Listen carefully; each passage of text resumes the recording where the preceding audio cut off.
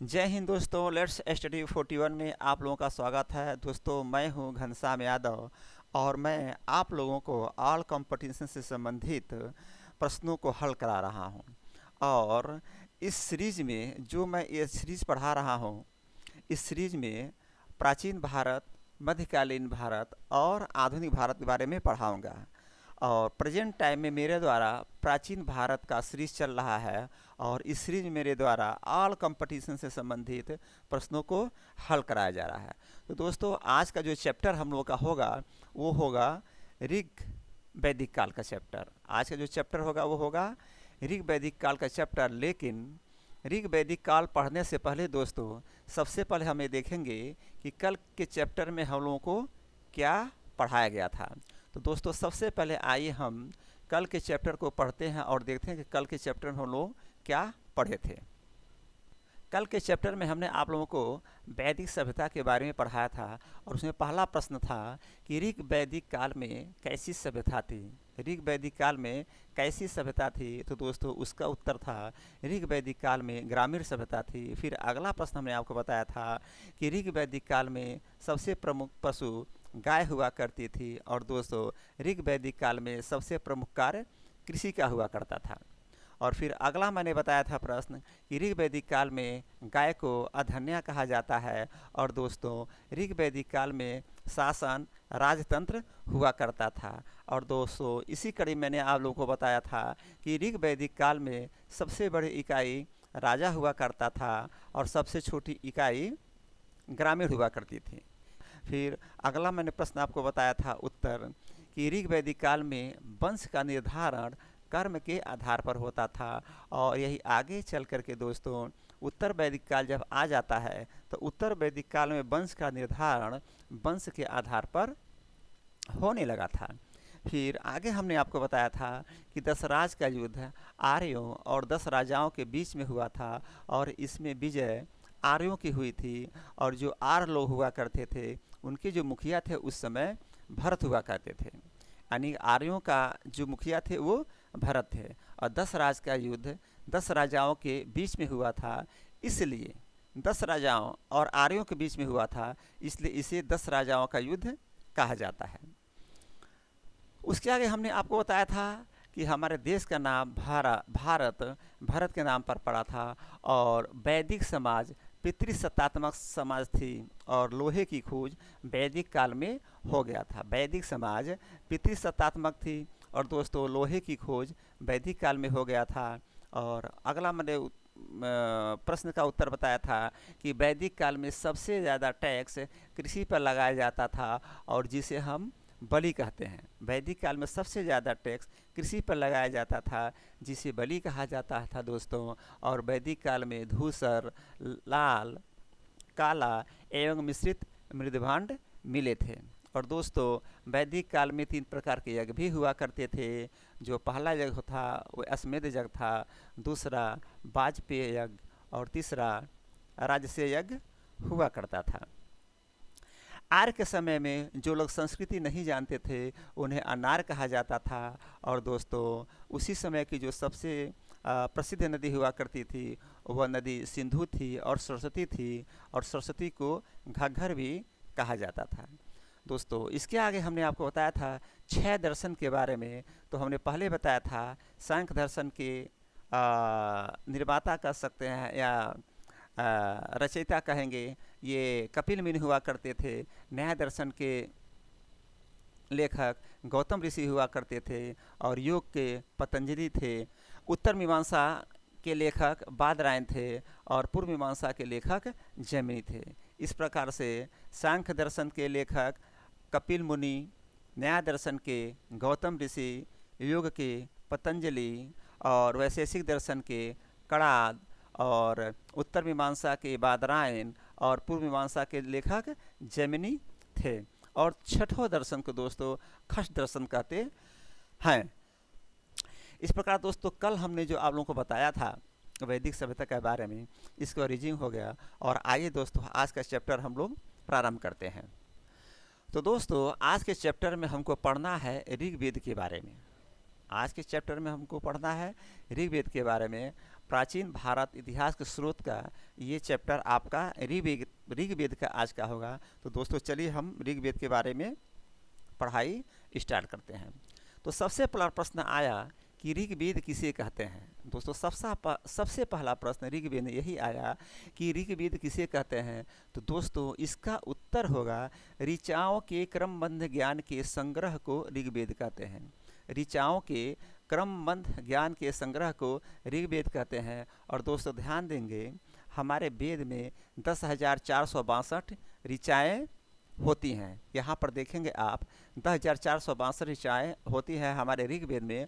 और ये जो ऋचाएँ हैं, ये जो 10,462 ऋचाएँ हैं, इसी के क्रमबद्ध ज्ञान को हम ऋग्वेद कहते हैं। यानी कि वेद में जो 10,462 ऋचाएँ हैं उसको क्रमबद्ध रूप में सजाया गया और उसको ऐसे लिखा गया एकदम सिस्टमेटिक ढंग से। और जो सिस्टमेटिक ढंग से लिखा गया उसी को हम ऋग्वेद कहते हैं। यानी कि जो वेद है उसमें जो ऋचाएँ हैं उसे क्रमबद्ध ज्ञान में संग्रहित किया गया, लिखा गया, उसी को हम ऋग्वेद कहते हैं। तो प्रश्न आएगा ऋग्वेद किसे कहते हैं। तो दोस्तों उत्तर देंगे ऋचाओं के क्रमबद्ध ज्ञान के संग्रह को हम ऋग्वेद कहते हैं। अब अगला प्रश्न आया कि ऋग्वेद के ज्ञाता को क्या कहते हैं। दोस्तों जो चारों वेद आप ऊपर देख रहे हैं, ऋग्वेद, सामवेद, यजुर्वेद और अथर्ववेद, इन चारों के ज्ञाता होंगे, अलग अलग ज्ञाता होंगे। तो यहाँ पर यही पूछा जा रहा है कि ऋग्वेद के ज्ञाता कौन थे। तो दोस्तों जो ऋग्वेद के ज्ञाता थे उसे होत्री कहा जाता था। ऋग्वेद के ज्ञाता को क्या कहते थे। तो दोस्तों ऋग्वेद को ज्ञाता को होत्री कहा जाता था। दो प्रश्न क्लियर हो गया। पहला ऋग्वेद किसे कहते हैं, इसका उत्तर हुआ ऋचाओं के क्रमबद्ध ज्ञान के संग्रह को ऋग्वेद कहते हैं। अगला प्रश्न आया कि ऋग्वेद के ज्ञाता को क्या कहते हैं। तो दोस्तों ऋग्वेद के ज्ञाता को होत्री कहा जाता है। अगला प्रश्न है कि ऋग्वेद का ब्राह्मण ग्रंथ क्या है। अब देखिए ऋग्वेद का ही ब्राह्मण ग्रंथ हो गया और जो ऋग्वेद के अलावा 3 ग्रंथ है उसके भी ब्राह्मण ग्रंथ हो गए। तो यहाँ पर प्रश्न बना कि ऋग्वेद का ब्राह्मण ग्रंथ क्या है। तो दोस्तों उत्तर देंगे ऋग्वेद का ब्राह्मण ग्रंथ ऐतरेय एवं कास्यकीय है। ऋग्वेद का ब्राह्मण ग्रंथ ऐतरेय एवं कास्यकीय है। अब यहाँ 3 प्रश्न क्लियर हो गया। ऋचाओं के क्रमबद्ध ज्ञान के संग्रह को ऋग्वेद कहते हैं, ऋग्वेद के ज्ञाता को होत्री कहा जाता है और दोस्तों ऋग्वेद का जो ब्राह्मण ग्रंथ है उसे ऐतरेय एवं कास्यकीय कहा जाता है। फिर अगला प्रश्न बना कि ऋग्वेद का उपवेद क्या है। चारों वेद के उपवेद होंगे। तो यहाँ पर प्रश्न पूछ रहा है ऋग्वेद का उपवेद क्या है। तो दोस्तों इसका उत्तर है ऋग्वेद का उपवेद आयुर्वेद है। प्रश्न आएगा ऋग्वेद का उपवेद क्या है। तो दोस्तों उत्तर देंगे ऋग्वेद का उपवेद आयुर्वेद है। ऋग्वेद का उपवेद आयुर्वेद है। अगला प्रश्न आया कि आयुर्वेद के ज्ञाता कौन थे। तो दोस्तों इसका उत्तर देंगे आयुर्वेद के ज्ञाता को प्रजापति कहते थे। यानी आयुर्वेद के जो ज्ञाता थे वो प्रजापति जी थे। ऋग्वेद का उपवेद आयुर्वेद हुआ और आयुर्वेद के ज्ञाता कौन। तो प्रजापति। ऋग्वेद का उपवेद आयुर्वेद है और दोस्तों आयुर्वेद के ज्ञाता प्रजापति जी थे। अब अगला प्रश्न आया कि ऋग्वेद में कितने मंडल, कितने सूक्त और कितने ऋचाएँ होती थीं या होती हैं। तो दोस्तों ऋग्वेद में 10 मंडल, 1028 सूक्त और 10,462 ऋचाएँ होती हैं। ऋग्वेद में 10 मंडल, 1028 सूक्त और 10,462 ऋचाएँ होती हैं। दोस्तों ये जो मंडल है उसको आप अध्याय कह सकते हैं, लेसन कह सकते हैं। जैसे होता है ना कोई चैप्टर 10 अध्याय का होता है, तो यहाँ पर अध्याय नहीं कहेंगे, लेकिन अध्याय मैंने आपको बताया उदाहरण के लिए। अगर पूछता है प्रश्न में कि ऋग्वेद में कितने मंडल हैं, तो उत्तर देंगे ऋग्वेद में 10 मंडल हैं। फिर पूछेगा कि ऋग्वेद में कितने सूक्त हैं, उत्तर देंगे ऋग्वेद में 1028 सूक्त हैं। फिर अगला प्रश्न पूछेगा कि ऋग्वेद में कितने ऋचाएँ होती हैं, तो दोस्तों उत्तर देंगे ऋग्वेद में 10,462 ऋचाएँ होती हैं। तो प्रश्न यही बन रहा है कि ऋग्वेद में कितने मंडल, कितने सूक्त एवं कितने ऋचाएँ होती हैं। तो दोस्तों ऋग्वेद में 10 मंडल, 1028 सूक्त एवं 10,462 ऋचाएँ होती हैं। अगला प्रश्न है कि आर्यों की राजनीतिक प्रणाली एवं इतिहास के बारे में जानकारी कहाँ से मिलती है। आर्यों की राजनीतिक प्रणाली एवं इतिहास के बारे में जानकारी कहाँ से मिलती है, तो दोस्तों इसका उत्तर देंगे आर्यों की राजनीतिक प्रणाली एवं आर्यों की राजनीतिक प्रणाली एवं इतिहास के बारे में जानकारी वेदों से मिलती है। प्रश्न आएगा आर्यों की राजनीतिक प्रणाली एवं इतिहास के बारे में जानकारी कहाँ से मिलती है, तो दोस्तों आप उत्तर देंगे आर्यों की राजनीतिक प्रणाली एवं इतिहास के बारे में जानकारी वेदों से मिलती है। अगला प्रश्न बना कि इंद्र देवता को कितने ऋचाएं समर्पित हैं, तो ध्यान दें अभी मैंने आपको बताया कि ऋग्वेद में 10,462 ऋचाएँ हैं। ऋग्वेद में 10,462 ऋचाएँ हैं, तो इस 10,462 ऋचाओं में इंद्र देवता को कितने ऋचाएँ समर्पित हैं, तो दोस्तों इसका उत्तर होगा इंद्र देवता को 250 ऋचाएँ समर्पित हैं। और ये 250 जो ऋचाएँ दोस्तों समर्पित हैं इंद्र देवता को, सबसे अधिक ऋचाएँ इंद्र देवता को ही समर्पित है। प्रश्न आएगा इंद्र देवता को कितनी ऋचाएँ समर्पित हैं, दोस्तों उत्तर देंगे इंद्र देवता को 250 ऋचाएँ समर्पित हैं और सबसे अधिक समर्पित जो ऋचाएँ हैं वो इंद्र देवता को ही हैं। अगला प्रश्न आया कि अग्नि देवता को कितने ऋचाएँ समर्पित हैं, तो दोस्तों इंद्र देवता के बाद जो अगले देवता आएंगे वो अग्नि देवता आए हैं, यानी कि 250 ऋचाएँ समर्पित इंद्र देवता को हैं। तो दोस्तों अगला जो देवता है वो अग्नि देवता जिनको 200 ऋचाएँ समर्पित हैं। पहले इंद्र देवता फिर अग्नि देवता, पहले इंद्र देवता 250 ऋचा और अग्नि देवता के लिए 200 ऋचाएँ समर्पित हैं। फिर अगला प्रश्न बना कि ऋग्वेद के अनुसार सबसे महत्वपूर्ण देवता कौन है, तो दोस्तों इसी प्रश्न से क्लियर हो गया। इन दोनों प्रश्न से मैंने आपको बताया कि ऋग्वेद में 10,462 ऋचाएँ हैं, जिसमें सबसे अधिक ऋचा इंद्र देवता को 250 ऋचाएँ समर्पित हैं। तो इसी से पता चल जाता है कि ऋग्वेद में सबसे महत्वपूर्ण देवता इंद्र देवता ही होंगे, चूँकि सबसे अधिक ऋचाएँ इंद्र को समर्पित हैं। तो प्रश्न आया कि ऋग्वेद के अनुसार सबसे महत्वपूर्ण देवता कौन है, तो दोस्तों इसका उत्तर देंगे ऋग्वेद के अनुसार सबसे महत्वपूर्ण देवता इंद्र हुआ करते थे। अगला प्रश्न है गायत्री मंत्र ऋग्वेद के किस मंडल में लिखा हुआ है या किस मंडल में है, तो दोस्तों मैंने अभी आपको बताया ऊपर, चलिए मैं आपको दिखाता हूँ एक बार और कि ऋग्वेद में 10 मंडल हैं और यहाँ प्रश्न पूछ रहा है गायत्री मंत्र ऋग्वेद के किस मंडल में है, तो दोस्तों यहाँ पर उत्तर होगा गायत्री मंत्र ऋग्वेद के तीसरे मंडल में है। गायत्री मंत्र ऋग्वेद के किस मंडल में है प्रश्न पूछेगा, तो दोस्तों उत्तर देंगे गायत्री मंत्र ऋग्वेद के तीसरे मंडल में है। फिर अगला प्रश्न आ रहा है कि विश्वामित्र द्वारा रचित ऋग्वेद के तीसरे मंडल में क्या है। यहाँ पर क्या हमने आपको बताया कि गायत्री मंत्र ऋग्वेद के तीसरे मंडल में है। फिर यहाँ प्रश्न आया कि विश्वामित्र द्वारा रचित ऋग्वेद के तीसरे मंडल में क्या है। ध्यान देंगे यहाँ प्रश्न है कि विश्वामित्र द्वारा रचित ऋग्वेद के तीसरे मंडल में, मतलब ये हुआ कि जो तीसरा मंडल लिखा गया है वो किसके द्वारा लिखा गया है, तो विश्वामित्र द्वारा लिखा गया है।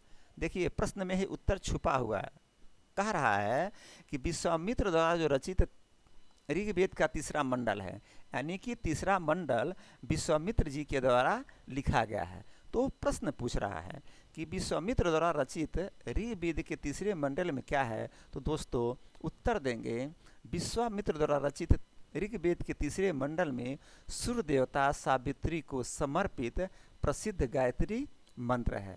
यानी कि विश्वामित्र द्वारा जो तीसरा मंडल लिखा गया था ऋग्वेद का, उसमें गायत्री मंत्र का वर्णन किया गया है और वो सूर्य देवता को समर्पित है। अगला प्रश्न है कि ऋग्वेद के 8वें मंडल की हस्तलिखित ऋचाओं को क्या कहते हैं। ऋग्वेद के 8वें मंडल की हस्तलिखित ऋचाओं को क्या कहते हैं, तो दोस्तों ऋग्वेद के 8वें मंडल के हस्तलिखित ऋचाओं को हम खिल कहते हैं। ऋग्वेद के 8वें मंडल के हस्तलिखित ऋचाओं को हम क्या कहते हैं, खिल कहते हैं। अगला प्रश्न है ऋग्वेद के 9वें मंडल में किसका उल्लेख किया गया है। दोस्तों 1 से 10 मंडल है। ऋग्वेद में कितने मंडल हैं? तो 10 मंडल है, यानी कि ऋग्वेद से 1 से 10 मंडल है। और यहाँ प्रश्न पूछ रहा है कि ऋग्वेद के 9वें मंडल में किसका उल्लेख किया गया है? तो दोस्तों ध्यान देंगे, ऋग्वेद के 9वें मंडल में सोम देवता का उल्लेख किया गया है। ऋग्वेद के 9वें मंडल में किसका उल्लेख किया गया है? तो दोस्तों ऋग्वेद के 9वें मंडल में सोम देवता का उल्लेख किया गया है। दोस्तों आइए थोड़ा सोम देवता के बारे में समझते हैं कि सोम क्या होता है। दोस्तों आज के डेट में अगर कोई शाम को, गांव की बात मैं आपको बताऊं, कोई काम शाम को अगर मान लीजिए ऐसे सीधे बोलेंगे कि शराब पीने जा रहा है, वो दारू पीने जा रहा है, तो लोग कहते हैं कि अच्छा अच्छा आप सोम रस पीने जा रहे हैं। लेकिन यहाँ जो सोम का यहाँ जो सोम शब्द है ये किसी ये विस्की से, शराब से या मदिरा पान से नहीं है दोस्तों। ये जो सोम थे, सोम देवता, पहले क्या होता था जब लड़ाइयाँ हुआ करती थी तो उस समय जो सैनिक हुआ करते थे, जो लड़ते थे, वो थक जाते थे। और जब थक करके होता ना, थक मात जाते थे तो क्या करते थे? सोम रस पीते थे। और जो सोम रस हुआ करता था वह एक एनर्जी ड्रिंक हुआ करता था। और वो एनर्जी ड्रिंक उस समय के बहुत सारे, कह सकते हैं कि पेड़ पौधे की जड़ी बूटियों से बनता था, उसे सोम रस कहते थे। और आज के डेट में लोग मजाक में बोल देते हैं कि भैया सोम रस पीने जा रहा है क्या, लेकिन उस समय बात ऐसी नहीं थी। सोम रस एक एनर्जी ड्रिंक हुआ करता था जो पेड़ पौधों के पत्तियों से बनता था। इस तरह से जो पेड़ पौधों के पत्तियों से बनता था। अगला प्रश्न है कि ऋग्वेद के 10वें मंडल में किसकी बात की गई है? ऋग्वेद के 10वें मंडल में किसकी बात की गई है? बहुत महत्वपूर्ण ये आपका प्रश्न है कि ऋग्वेद के 10वें मंडल में किसकी बात की गई है। तो दोस्तों ध्यान देंगे, ऋग्वेद के 10वें मंडल में चतुस्वर्ण की बात की गई है। ऋग्वेद के 10वें मंडल में किसकी बात की गई है? तो दोस्तों उत्तर देंगे, ऋग्वेद के 10वें मंडल में चतुस्वर्ण की बात की गई है। और दोस्तों इसी में अगला प्रश्न बना कि ऋग्वेद के 10वें मंडल के अनुसार समाज को कितने भागों में बांटा गया था? मोस्ट इम्पॉर्टेंट प्रश्न। और आज के डेट में दोस्तों, आज के समाज में यहीं पर समस्या है। आज पहले इसको पढ़िए, उसके बाद समझाता हूँ कि आज के समय में क्या स्थिति थी और ऋग्वेद के समय में क्या स्थिति थी समाज की। तो दोस्तों ऋग्वेद के 10वें मंडल के अनुसार समाज को कितने भागों में बांटा गया? तो इसका उत्तर देंगे, ऋग्वेद के 10वें मंडल के अनुसार समाज को 4 भागों में बांटा गया। पहले को हम ब्राह्मण कह सकते हैं, दूसरे को क्षत्रिय कहते हैं, तीसरे को वैश्य कहते हैं और चौथे को शूद्र कहते हैं। ऋग्वेद के 10वें मंडल के अनुसार समाज को 4 भागों में बांटा गया था दोस्तों। पहले को ब्राह्मण, दूसरे को क्षत्रिय, तीसरे को वैश्य और चौथा को शूद्र कहते हैं। और ध्यान देंगे कि ब्राह्मण जो शिक्षा का कार्य करता था, यानी जो शिक्षक हुआ करता था, उसे ब्राह्मण कहा जाता था। और जो रक्षा के काम से जुड़ा हुआ था या रक्षा से जुड़ा हुआ था उसे क्षत्रिय कहते थे। और जो वैश्य या बनिया का काम करता था या व्यापार का काम करता था दोस्तों, उसे वैश्य कहा करते थे। और शूद्र जो सर्विस का काम करता था यानी सेवा का काम करता था उसे शूद्र कहते हैं। तो आज के टाइम में अगर ऐसे समझें कि जो हम नौकरी करते हैं उसे हम शूद्र कहते हैं, चाहे वह चपरासी का नौकरी करता हो, चाहे वो एसडीएम हो या डीएम हो, तो इसके अनुसार वो शूद्र में आते हैं। और ये अच्छी बात है, लोग शूद्र को हे दृष्टि देखते हैं। तो आज के टाइम के अनुसार डीएम साहब भी शूद्र में आ गए, एडीएम साहब भी शूद्र में आ गए। तो आज के डेट में सब लोग शूद्र कहना पसंद कहलाएंगे। तो ध्यान देंगे, ऋग्वेद के 10वें मंडल में समाज को 4 भागों में बांटा गया। और दोस्तों ये जो 4 वर्ण में हम लोग बांटे हैं समाज को, वह कर्म के आधार पर था, वो जन्म के आधार पर नहीं था। ये बहुत अच्छी व्यवस्था थी। यह जो जन्म आधारित व्यवस्था नहीं थी, यह कर्म आधारित व्यवस्था थी। तो दोस्तों 10वें मंडल में समाज को 4 भागों में बांटा गया। ब्राह्मण जो शिक्षा का कार्य करता था उसे ब्राह्मण कहते थे, क्षत्रिय जो रक्षा से जुड़ा हुआ था उसे क्षत्रिय कहते थे, वैश्य जो व्यापार से जुड़ा हुआ था बिजनेस से उसे वैश्य कहते थे, और शूद्र जो सर्विस यानी सेवा का काम करता था उसे शूद्र कहते थे। और दोस्तों यह जो व्यवस्था थी जन्म आधारित व्यवस्था नहीं थी, यह कर्म आधारित व्यवस्था थी। फिर अगला प्रश्न आया कि इन चारों वर्णों का उल्लेख कहाँ किया गया है। दोस्तों प्रश्न पूछेगा कि इन चारों वर्णों का उल्लेख, यानी ब्राह्मण, क्षत्रिय, वैश्य और शूद्र, इन चारों वर्णों का उल्लेख कहाँ किया गया है? तो आप उत्तर देंगे इन चारों वर्णों का उल्लेख धर्मसूत्र नामक पुस्तक में किया गया है। तो दोस्तों अभी आप लोगों को मैंने ऋग्वेद के बारे में जानकारी दिया और ऋग्वेद के बाद हम आगे चलेंगे। ऋग्वेद के बाद सामवेद आता है। तो दोस्तों ऋग्वेद के बाद हम सामवेद के बारे में चर्चा करते हैं। तो आइए अब हम सामवेद के बारे में पढ़ेंगे। तो दोस्तों पहला प्रश्न सामवेद का ये है कि सामवेद किसे कहा जाता है। पहला ही प्रश्न आया कि सामवेद किसे कहा जाता है। दोस्तों उत्तर देंगे ऐसा ग्रंथ जिसमें गाए जाने वाली ऋचाओं का संकलन हो। ध्यान देंगे, ऐसा ग्रंथ है जिसमें गाए जाने वाली ऋचाओं का संकलन हो। यहाँ पर गाने और बजाने की बात हो रही है। पहली बार गाने की और बजाने की बात की गई है। ध्यान देंगे इस पर आप लोग। ऐसा ग्रंथ जिसमें गाए जाने वाली ऋचाओं का संग्रह है, अर्थात जो 10,462 ऋचाएँ आपको ऋग्वेद में मिला है, जो ऋग्वेद में 10,462 ऋचाएँ आपको मिला है, उन ऋचाओं को गाए जाने वाली मतलब सिस्टमेटिक ढंग से ऐसे बनाया गया है जिसको गा गा करके हम उसको पढ़ सकें। जैसे रामायण में दोहा हुआ करता था और आज के डेट में देखेंगे कहीं पर भी रामायण का पाठ किया जाता है तो दोस्तों वहाँ पर गाने बजाने की व्यवस्था होती है और गा बजा करके दोहे को किया जाता है, दोहे का पाठ पढ़ा जाता है। तो उसी तरह से यहाँ पे गाने बजाने की बात की जा रही है और कहा जा रहा है ऐसा ग्रंथ जिसमें गाए जाने वाली ऋचाओं का संकलन हो उसे सामवेद कहते हैं। तो दोस्तों प्रश्न आएगा सामवेद किसे कहा जाता है? उत्तर देंगे ऐसा ग्रंथ जिसमें गाए जाने वाली ऋचाओं का संकलन हो उसे सामवेद कहा जाता है। फिर अगला प्रश्न बना कि भारतीय संगीत का जनक किस वेद को कहा जाता है? भारतीय संगीत का जनक किस वेद को कहा जाता है? तो दोस्तों अभी आपने देखा कि सबसे पहले गाना और बजाने की बात कहाँ की गई? सामवेद में। तो उत्तर हो जाएगा भारतीय संगीत का जनक सामवेद को कहा जाता है। पहली बार गाने बजाने की बात की गई तो दोस्तों इसी आधार पर कह सकते हैं कि दोस्तों इसी को हम क्या कहते हैं? संगीत का जनक कहते हैं, यानी सामवेद को संगीत का जनक कहते हैं। फिर अगला प्रश्न आया कि सामवेद के ज्ञाता कौन है? पहले ही मैंने आपको बताया था कि सारे वेद के ज्ञाता होंगे। तो यहाँ पर ये प्रश्न पूछ रहा है कि सामवेद के ज्ञाता कौन थे? तो दोस्तों उत्तर देंगे सामवेद के ज्ञाता उद्गाथा थे। सामवेद के ज्ञाता कौन थे? उद्गाथा थे। अगला प्रश्न आया सामवेद का ब्राह्मण ग्रंथ कौन सा है? जैसे पहले हमें आपको बताया था कि ऋग्वेद का ब्राह्मण ग्रंथ कौन सा था। तो ऋग्वेद के ब्राह्मण ग्रंथ के बारे में हमने बताया था कि ऋग्वेद का ब्राह्मण ग्रंथ ऐतरेय एवं कैस्कीय था। तो इसी तरह से यहाँ पर सामवेद का ब्राह्मण ग्रंथ पंचविश है। सामवेद का ब्राह्मण ग्रंथ क्या है दोस्तों? तो दोस्तों सामवेद का ब्राह्मण ग्रंथ पंचविश है। अगला प्रश्न बना कि सामवेद का उपवेद क्या है? दोस्तों पहले मैंने बताया कि ऋग्वेद का उपवेद आयुर्वेद था। इसी तरह से यहाँ पर सामवेद का उपवेद गंधर्व वेद है। ऋग्वेद का उपवेद कौन सा था? आयुर्वेद था। यहाँ पर पूछ रहा है सामवेद का उपवेद क्या है? तो दोस्तों सामवेद का उपवेद गंधर्व वेद है। अगला प्रश्न बना कि गंधर्व वेद के ज्ञाता कौन है? तो दोस्तों गंधर्व वेद के ज्ञाता नारद जी थे। गंधर्व के वेद के ज्ञाता कौन थे?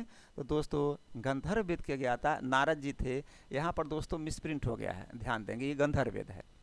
गंधर्व के ज्ञाता कौन थे? नारद जी थे। और अगला प्रश्न बना जो अंतिम प्रश्न है, सामवेद को पढ़ने वाले को क्या कहा जाता है? तो दोस्तों सामवेद को पढ़ने वाले को उद्रात्री कहा जाता है। सामवेद को पढ़ने वाले को उद्रात्री कहा जाता है। तो दोस्तों आइए फिर पुनः इस लेसन को, इस भाग को हम दोहराते हैं ऋग्वेद और सामवेद के बारे में। तो दोस्तों पहला प्रश्न आया ऋग्वेद किसे कहते हैं? उत्तर देंगे ऋचाओं के क्रमबद्ध ज्ञान के संग्रह को ऋग्वेद कहा जाता है। अगला प्रश्न है ऋग्वेद के ज्ञाता को क्या कहते हैं? दोस्तों इसका उत्तर है ऋग्वेद के ज्ञाता को होत्री कहा जाता है।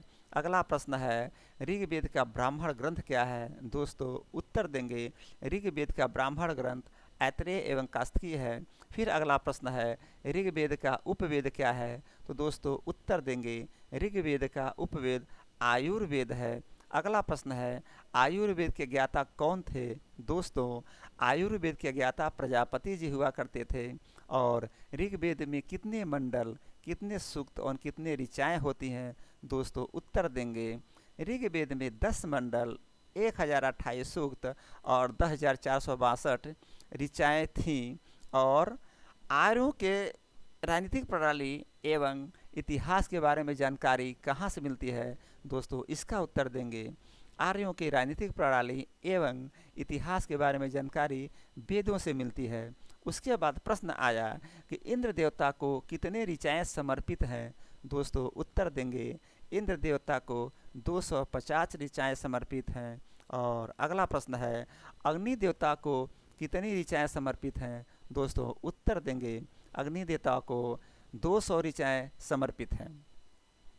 अगला प्रश्न बना ऋग्वेद के अनुसार सबसे महत्वपूर्ण देवता कौन है? तो दोस्तों ऋग्वेद के अनुसार सबसे महत्वपूर्ण देवता इंद्र हैं। और गायत्री मंत्र ऋग्वेद के किस मंडल में है? तो दोस्तों गायत्री मंत्र ऋग्वेद के 3रे मंडल में है। अगला प्रश्न विश्वामित्र के द्वारा रचित ऋग्वेद के 3रे मंडल में क्या है? तो दोस्तों विश्वामित्र के द्वारा रचित ऋग्वेद के 3रे मंडल में सूर्य देवता सावित्री को समर्पित गायत्री मंत्र है। अगला प्रश्न है ऋग्वेद के 8वें मंडल की हस्तलिखित ऋचाओं को क्या कहते हैं? दोस्तों उत्तर है ऋग्वेद के 8वें मंडल के हस्तलिखित ऋचाओं को खिल कहते हैं। और अगला प्रश्न बना ऋग्वेद के 9वें मंडल में किसका उल्लेख मिलता है? दोस्तों उत्तर देंगे ऋग्वेद के 9वें मंडल में सोम देवता का उल्लेख मिलता है। और दोस्तों जस्ट इसके आगे 10वें मंडल की बात की गई है। जो प्रश्न बन रहा है कि ऋग्वेद के 10वें मंडल में किसकी बात की गई है? तो दोस्तों ऋग्वेद के 10वें मंडल में चतुष्वर्ण की बात की गई है। अगला प्रश्न ऋग्वेद के 10वें मंडल के अनुसार समाज को कितने भागों में बांटा गया? दोस्तों उत्तर देंगे ऋग्वेद के 10वें मंडल के अनुसार समाज को 4 भागों में बांटा गया था। पहला ब्राह्मण, दूसरा क्षत्रिय, तीसरा वैश्य, चौथा शूद्र। जो लोग शिक्षा का काम करते थे उन्हें ब्राह्मण कहा गया। जो लोग रक्षा का काम करते थे या रक्षा से जुड़े हुए थे दोस्तों उन्हें क्षत्रिय कहा गया था। जो लोग व्यापार या बिजनेस का काम करते थे उन्हें वैश्य कहा गया। और दोस्तों जो लोग सर्विस का काम करते थे उनको शूद्र कहा गया, यानी सेवा का काम करते थे उनको शूद्र कहा गया। और दोस्तों यह जो व्यवस्था थी जन्म आधारित व्यवस्था नहीं थी दोस्तों, यह कर्म आधारित व्यवस्था थी। फिर अगला प्रश्न बना इसी से संबंधित कि इन चारों वर्णों का उल्लेख कहाँ किया गया है? तो दोस्तों उत्तर देंगे इन चारों वर्णों का उल्लेख यानी कि ब्राह्मण, क्षत्रिय, वैश्य और शूद्र, इन चारों वर्णों का उल्लेख धर्मसूत्र में किया गया है। उसके बाद दोस्तों ऋग्वेद के बाद सामवेद आता है। तो दोस्तों सामवेद का पहला ही प्रश्न बना था सामवेद किसे कहा जाता है? तो मैंने आपको बताया था कि ऐसा ग्रंथ जिसमें गाए जाने वाली ऋचाओं का संकलन हो उसे सामवेद कहा जाता है। और चूँकि गाने बजाने की बात पहली बार की गई तो अगला प्रश्न बना इसी से कनेक्ट करके कि भारतीय संगीत का जनक किसे कहा जाता है, यानी किस वेद को कहा जाता है? तो दोस्तों भारतीय संगीत का जनक सामवेद को कहा जाता है। अगला प्रश्न सामवेद के ज्ञाता कौन थे? दोस्तों उत्तर है सामवेद के ज्ञाता उद्गाथा थे। और फिर अगला प्रश्न बना सामवेद का ब्राह्मण ग्रंथ क्या है? तो दोस्तों सामवेद का ब्राह्मण ग्रंथ पंचविश है। अगला प्रश्न सामवेद का उपवेद क्या है? दोस्तों सामवेद का उपवेद गंधर्व वेद है। और गंधर्व वेद के ज्ञाता कौन? तो दोस्तों गंधर्व वेद के ज्ञाता नारद जी। सामवेद को पढ़ने वाले को क्या कहते हैं? और दोस्तों सामवेद को पढ़ने वाले को उद्रात्री कहते हैं। फिर आइए एक बार थोड़ा सा इसको एक बार और यूजिंग करते हैं। ऋचाओं के क्रमबद्ध ज्ञान के संग्रह को ऋग्वेद कहते हैं। और ऋग्वेद के ज्ञाता को दोस्तों होत्री कहा जाता है। और ऋग्वेद का ब्राह्मण ग्रंथ ऐतरेय एवं कास्तकीय है। और ऋग्वेद का उपवेद आयुर्वेद है दोस्तों, और आयुर्वेद के ज्ञाता प्रजापति जी थे। ऋग्वेद में 10 मंडल, 1028 सूक्त, 2462 ऋचाएँ हैं। और दोस्तों आर्यों की राजनीतिक प्रणाली एवं इतिहास के बारे में जो हमें जानकारी मिलती है वो वेदों से मिलती है। और इंद्र देवता को सबसे अधिक ऋचाएँ यानी 250 ऋचाएँ समर्पित थी। इंद्र देवता को 250 और अग्नि देवता को 200 ऋचाएँ समर्पित थी। इंद्र देवता को 250 ऋचाएँ समर्पित थी और अग्नि देवता को 200 ऋचाएँ समर्पित थी। और ऋग्वेद के अनुसार सबसे महत्वपूर्ण देवता इंद्र हैं। और गायत्री मंत्र ऋग्वेद के तीसरे मंडल में है, यानी गायत्री मंत्र का वर्णन ऋग्वेद के तीसरे मंडल में किया गया है। और दोस्तों सूर्य देवता सावित्री को समर्पित प्रसिद्ध गायत्री मंत्र विश्वामित्र द्वारा रचित ऋग्वेद के तीसरे मंडल में लिखा गया है। यानी कि विश्वामित्र द्वारा रचित ऋग्वेद के तीसरे मंडल में सूर्य देवता सावित्री को समर्पित प्रसिद्ध गायत्री मंत्र का वर्णन किया गया है। और ऋग्वेद के 8वें मंडल के हस्तलिखित ऋचाओं को हम खिल कहते हैं। ऋग्वेद के 9वें मंडल में सोम देवता का उल्लेख किया गया है। और दोस्तों ऋग्वेद के 10वें मंडल में चतुस्वर्ण की बात की गई है। और ऋग्वेद के 10वें मंडल के अनुसार समाज को 4 भागों में बांटा गया। जो शिक्षा का काम करते थे उन्हें ब्राह्मण कहते थे, जो रक्षा से जुड़ा हुए थे उन्हें क्षत्रिय कहते थे, और जो वैश्य यानी जो वैश्य थे वो व्यापार का काम करते थे, और जो दोस्तों सर्विस यानी सेवा का काम करते थे उन्हें शूद्र कहा जाता था। ये 4 प्रकार के समाज थे। और ये जो दोस्तों समाज था वो जन्म आधारित नहीं था, कर्म आधारित समाज था। और इन चारों वर्णों का उल्लेख, जो चारों वर्ण थे इनका उल्लेख धर्मसूत्र में किया गया था। अगला आया सामवेद। और दोस्त इसके बाद हम देख रहे हैं सामवेद के बारे में। ऐसा ग्रंथ जिसमें गाए जाने वाली ऋचाओं का संग्रह हो उसे सामवेद कहा जाता है। और भारतीय संगीत का जनक सामवेद को ही कहा जाता है। और दोस्तों सामवेद के ज्ञाता उद्गाता थे। सामवेद के ब्राह्मण ग्रंथ पंचविश है, सामवेद का ब्राह्मण ग्रंथ पंचविश है, और सामवेद का उपवेद गंधर्व वेद है। और दोस्तों गंधर्व वेद के ज्ञाता नारद जी थे। और सामवेद को पढ़ने वाले को उद्राती कहा जाता है। तो दोस्तों मैंने आप लोगों को 2 बार रिविजन करा दिया, और उम्मीद है कि ऋग्वेद और सामवेद के बारे में आपको जानकारी हो गई होगी, आपको याद हो गया होगा। लेकिन फिर मैं कहूँगा कि याद होने के बाद भूलता भी है, इसको रिपीट करते रहिएगा। रिविजन नहीं करेंगे भूल जाएगा, कोई फ़ायदा पढ़ने से नहीं होगा। इसलिए बार बार रिविजन करिएगा। और यहीं पर मैं आपका ये क्लास समाप्त करता हूँ, यहीं पर ये क्लास समाप्त होता है। जय हिंद, जय भारत।